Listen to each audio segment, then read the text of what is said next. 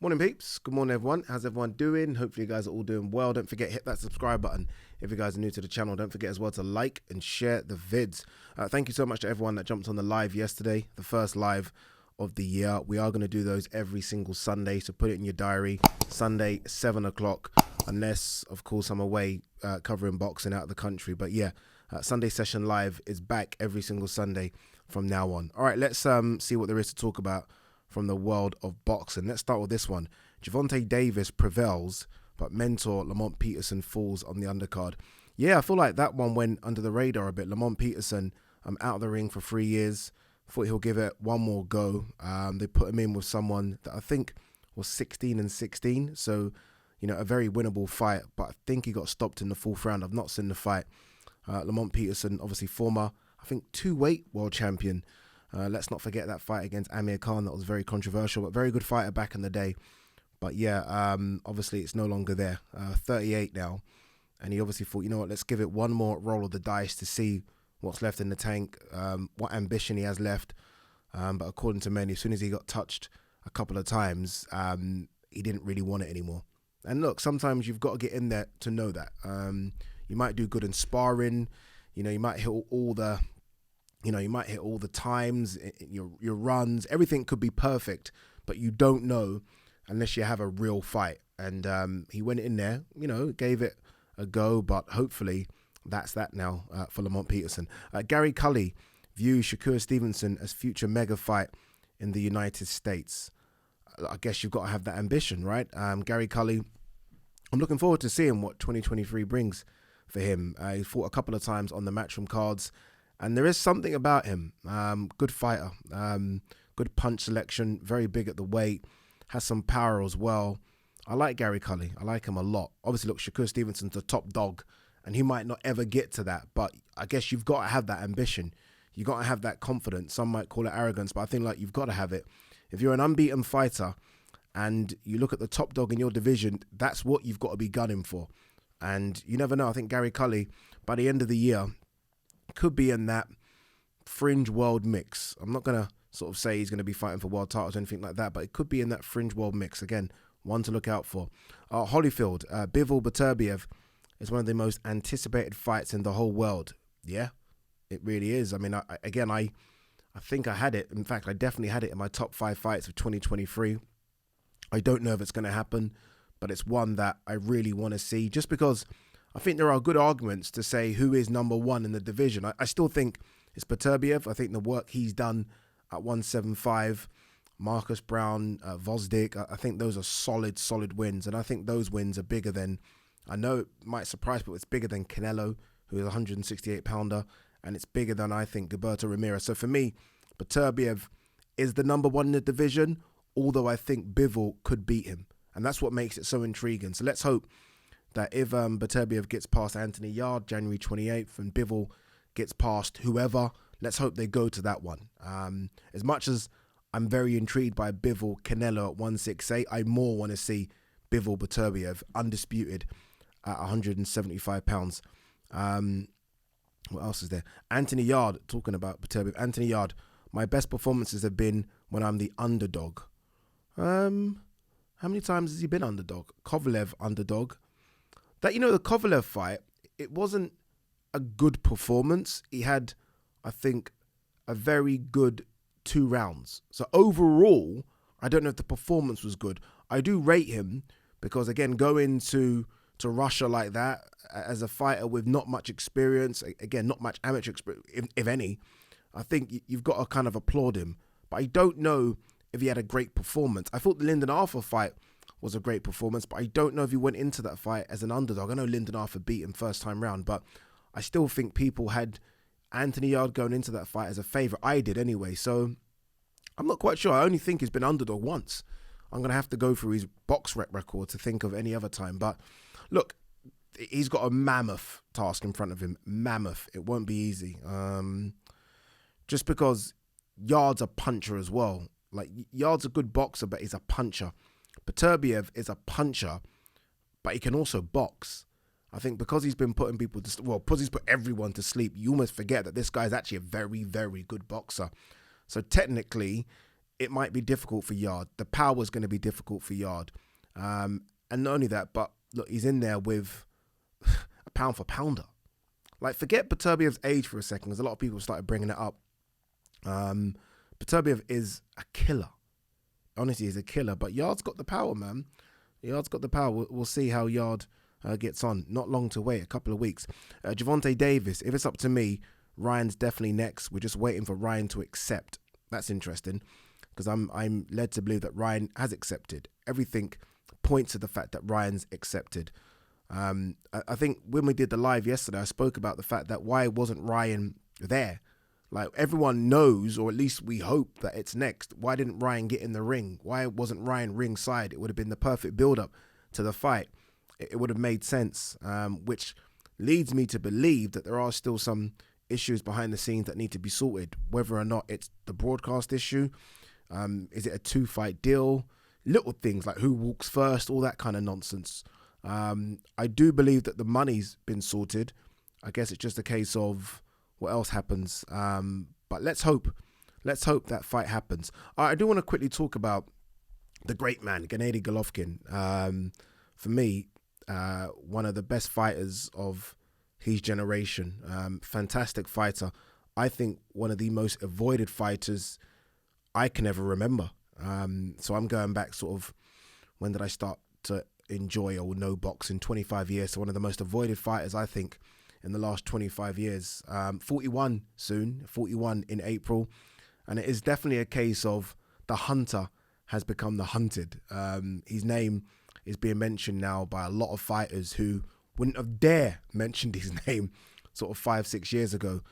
I do find it disappointing that I don't think America really got to see the best Gennady Golovkin. And that might surprise people. People might be like, what do you mean?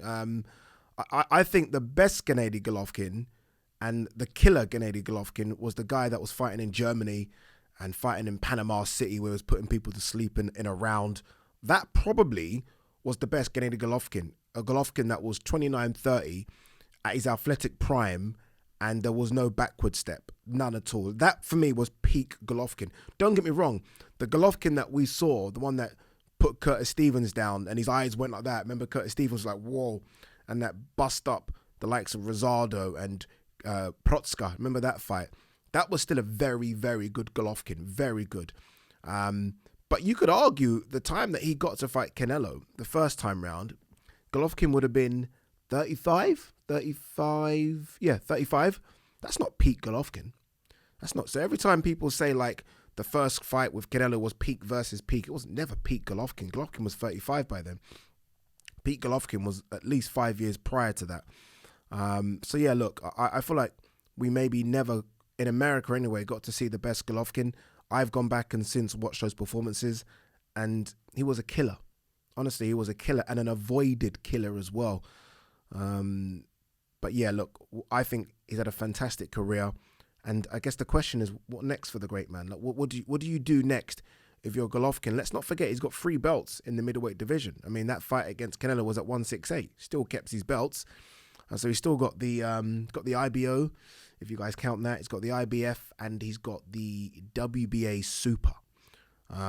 Lara's got the WBA Regular, or the WBA, whatever you want to call it. The other champions are Jamal Charlo's got the WBC, and Janibek's got the WBO, if I'm correct. I think that's how it is. So you look at potential opponents for him, and I guess the obvious ones are the champions first. Janibek. I've never really heard, correct me if I'm wrong, but I've never really heard Janibek call him out. I don't know if that's because they're both from Kazakhstan and there's a kind of a respect there. Jamal Charlo, don't know what he's doing, if I'm honest with you. It's a fight that makes sense financially. So let's look at those two first. Janibek, I don't know if it's a big enough fight for Golovkin. I don't think Golovkin cares about sort of belts anymore, or becoming undisputed or unifying. I don't know if financially that's a big enough fight for him. Remember, Golovkin is a free agent now. He has no more fights on his DAZN contract, so he's probably going to go to wherever the biggest money is. I don't know if that one generates the kind of money that Golovkin would want to fight a fellow countryman. Jamal Charlo, that's a big fight. It's a huge fight. I think it's a big fight in America. If you're Jamal Charlo, it's the only name you should be calling out. It's the one that you really should want. You should be wanting to fight. Look, Golovkin's still considered the top dog at middleweight. Regardless of the recent defeat, regardless of his age, he's still #1 middleweight on the world. So if you're Jamal Charlo, that's who you should be calling out. You should be calling out him, not doing videos with Bivol saying I'll go up to 175. Golovkin, that's who you should be calling out. So they're the two champions. And then there's Lara, who's got the, let's call it the regular belt. Look, I love Lara. I think he's 39-40 now. He's coming off a win of Spike O'Sullivan, which I don't know how much plaudits you want to give that. But I have no interest in seeing that fight. I have no interest seeing a fight where the average age of the fighters in the ring is 40. This is not discrediting Lara, because I was a massive Lara fan. I've got a lot of respect for him, but I think Lara's time's gone. I still respect that he's still in there, because I thought, remember that beating he took off Jarrett Hurd? Horrible fight. Like, honestly, a beating. He was very competitive in it, but a beating. So respect that he's now decided to continue and campaign at 160. But yeah, I have no interest. But I can see how that fight could be made because of, again, the WBA situation. And then there are fights with guys that don't have belts that might generate a bit more money for him. And those fights are Munguia. We're all waiting for Munguia to step up and fight someone. Munguia's 41-0, something like 35 knockouts. But you look at the resume and it's like he's not really fought anyone. That could be a good fight. It will be on DAZN. There's a relationship there with Golovkin and DAZN, so you kind of know that he's going to get paid well. It will be a fight that would do good numbers for them as well. So yeah, that's a fight that makes sense. And then over here in the UK, the obvious one is Chris Eubank Jr. That's the obvious one, right? Eubank has been calling him out for a couple of years. Look, we all know the incident a few years ago when Kell Brook took the fight. That should have been Eubank. And then there was the memes going around that he lost his pen. Eubank would have been destroyed then. He would have been absolutely destroyed. So maybe it was a good thing that he didn't take that fight. Eubank now, yeah, I mean, it's a big fight over here. It's not what it would have been. It's still a big fight. Is it a fight that sells out the O2 Arena? Does Golovkin still have that pull?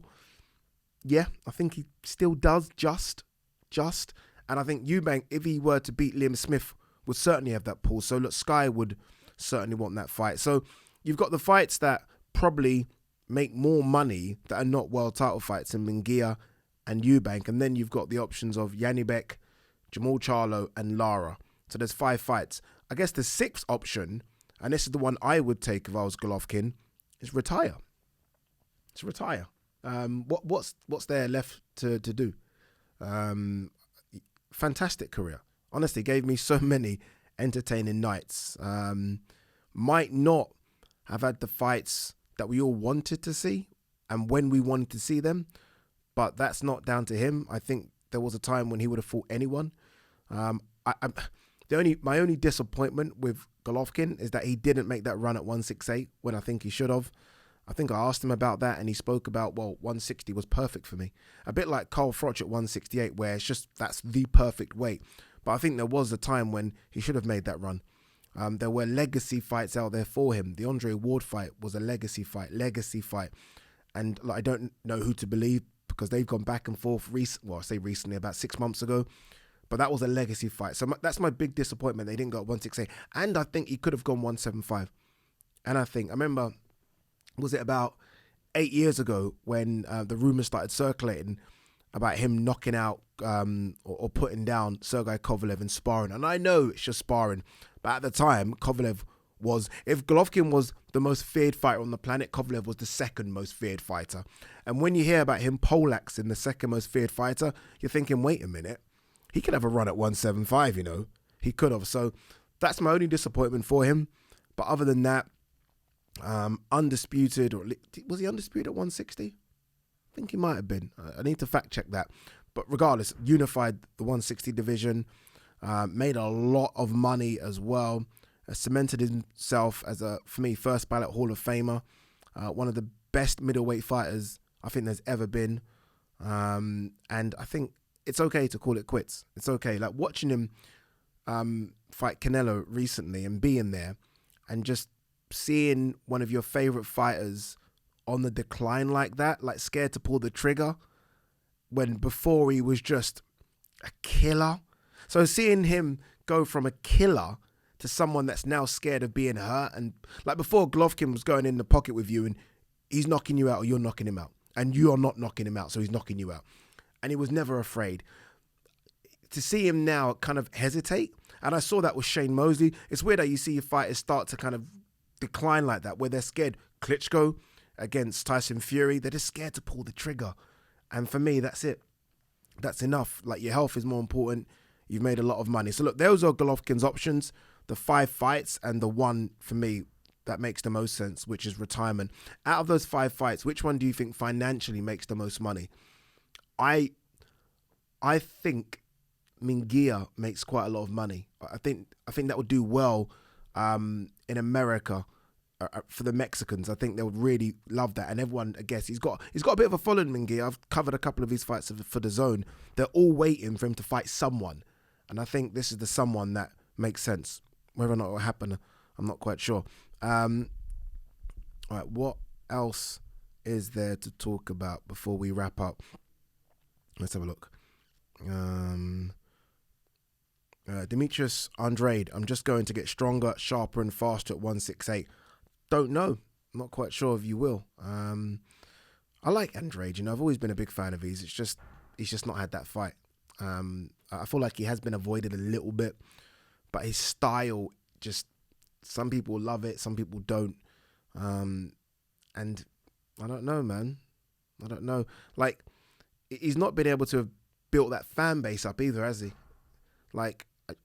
Is Andrade a big sort of ticket seller in his hometown? Somehow it's just not worked. I don't know why, because it seems like he's got a good personality, good looking guy, 2-weight world champion. It's just not happened. Strange. But let's see if he can do something at 168. We know he will call out all the names. He'll never get the Canelo fight, but there are fights out there for him. There's Caleb Plant, there's Benavidez, Jamal Charlo could go up to 168. There are fights out there for him. Let's see if he can get anyone. Jaron Ennis, coming off that points victory on the weekend, says, everyone knows I want Spence. I'll keep waiting until time is right. There does seem to be a lack of sort of depth in the 147 division. Like a real lack of sort of just like the answer can't just be Spence or Crawford for all these fighters. Like, you go back sort of 15, 20 years, not even that long, 15 years when Mayweather was fighting in the 147 division, you felt like there were at least 10 or 15 fights that could be made that were exciting that didn't have to include Mayweather. Do you know what I mean? Or Pacquiao. There were so many. It felt like there were so many. Now you're just like, where's the depth gone? Honestly, I don't know what's happened. It's strange. It's a division that was once the marquee division in boxing. It really was. And now it's just not that anymore. Like, you think about it, like, you had fighters like Timothy Bradley, right? Obviously, so the top dogs were always Floyd and Pacquiao, yeah? But you had fighters like Margarito, Shane Mosley was there, Timothy Bradley was there, Andre Berto was there. There was a time that Paul Williams was floating around as well. Like, do you know what I mean? So those fighters fighting amongst themselves, Zab Judah was around. Just, it was exciting. Now it's like, if it's not Spence or Crawford, it's like weird division. Anything else, guys? I think that kind of could be it. Yeah, that could be it. All right, we're going to start the build-up in the next few days for all the fights over here. Obviously, we've got Liam Smith, Eubank Jr. Is it Liam Smith versus Eubank Jr. or is it Eubank Jr. versus Liam Smith? I know Eubank is very funny about that. I'm guessing it's Eubank versus Liam Smith. And obviously, we're going to start the build-up to Beterbiev versus Yard. That one definitely is Beterbiev versus Yard. All right, have a good Monday. Enjoy the rest of the week, and we'll speak soon.